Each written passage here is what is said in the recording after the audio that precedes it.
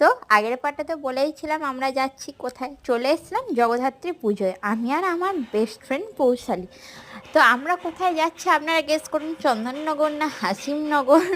আপনারা কমেন্টে অবশ্যই জানাবেন। তো সেখানে পৌঁছে আপনাদের সাথে কিছু প্যান্ডেলের প্রতিমাগুলোকে একটুখানি দেখিয়ে দিলাম। আর এখানে এত সুন্দর সুন্দর ঠাকুরগুলো ওঠে, মানে থিমগুলো এত সুন্দর যে দেখে মন জুড়িয়ে যায়। তো ছোটোবেলার এই মাটির খেলনা, হাওয়াই মিঠাই, এই যে কাপগুলোর প্রতি তো আলাদাই অবসেশন। এই ভাজাভুজি খাবার দাবার যেগুলো মেলায় সব থেকে বেশি ভালো লাগে। আর এইটাই ছিল হচ্ছে 25 ফুটের বড় হচ্ছে প্রতিমা। তো এখানে যেদিন আমরা গেছিলাম সেদিন কিন্তু সব প্রতিমাগুলো কিন্তু আসেনি। তো সেদিনটা ছিল অষ্টমীর দিন। তো কী যে কটা ঠাকুর উঠেছিল হাঁটতে হাঁটতে আমরা দেখে নিলাম, দেখে নিয়ে আর খুব সুন্দর প্যান্ডেলটা হয়েছিল। তো ব্যাস খাওয়া দাওয়া করে চলে এসেছিলাম বাড়ি। তো কেমন লাগলো জানিও।